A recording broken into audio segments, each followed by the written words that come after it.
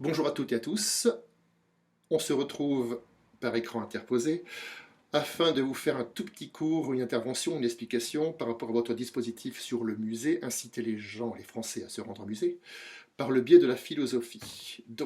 Et dans la thématique philosophique, j'ai choisi comme thématique justement votre statut, votre futur métier, celui de graphiste ou du moins de designer. Qu'est-ce qu'être un graphiste, un designer graphique?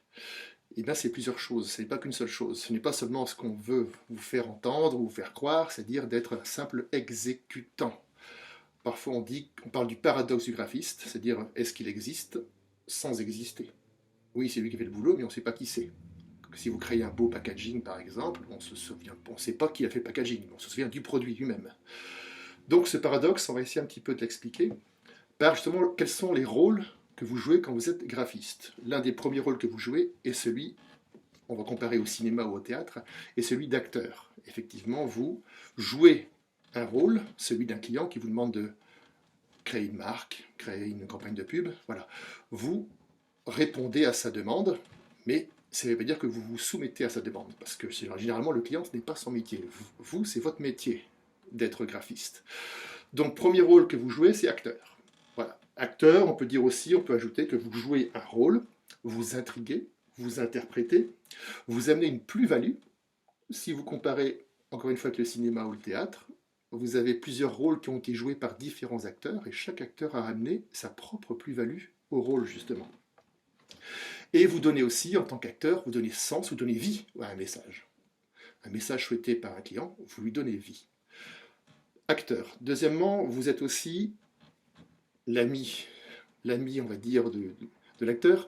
Vous êtes également le metteur en scène. C'est-à-dire que vous allez mettre en scène vos propres acteurs. Et quels seront vos propres acteurs?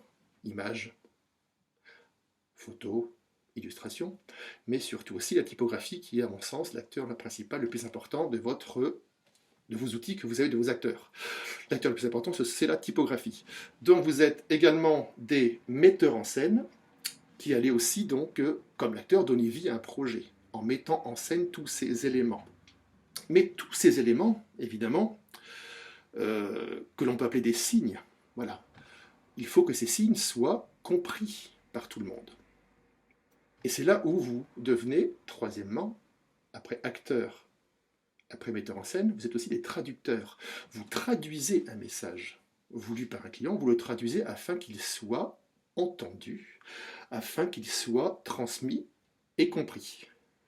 Vous êtes traducteur en typographie, en graphisme pur, vous traduisez des intentions réelles afin de faire vendre, évidemment.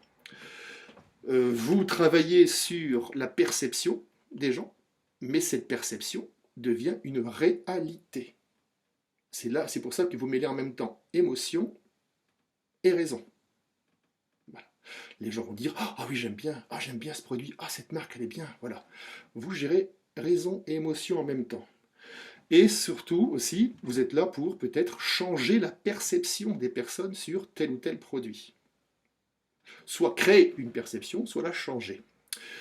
Et c'est là aussi où vous devenez parfois des novateurs. Quatrième rôle. Vous innovez, vous créez des choses nouvelles.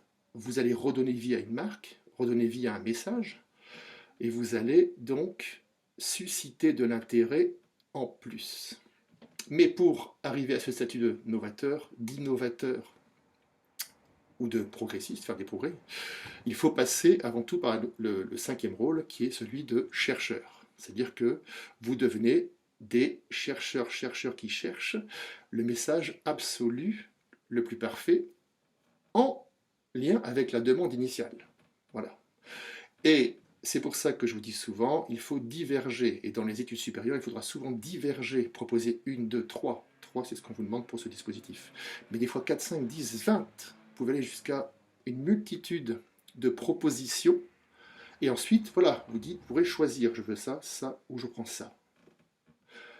Et les 17 autres, 15 ou 20 autres propositions qui n'auront pas servi ce jour-là, ce n'est pas grave. Vous aurez mis en œuvre votre machine, vous aurez mis en œuvre votre rôle d'acteur, votre rôle de metteur en scène, de traducteur, et donc de chercheur. Et bien, je suis sûr que les autres propositions vous serviront un jour.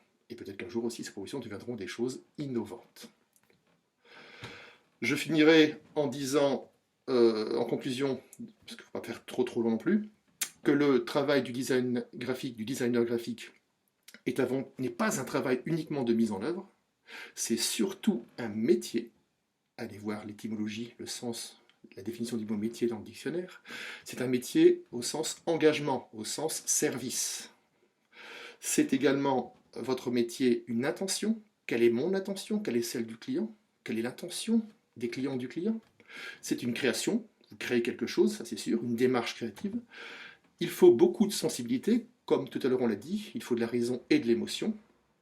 Et c'est également bien sûr quelque chose qui est en lien avec la technique. Voilà, j'espère ne pas avoir été trop long. Je vous souhaite une belle journée et tout ce qui s'ensuit. Et on se donne rendez-vous pour la prochaine vidéo. À bientôt.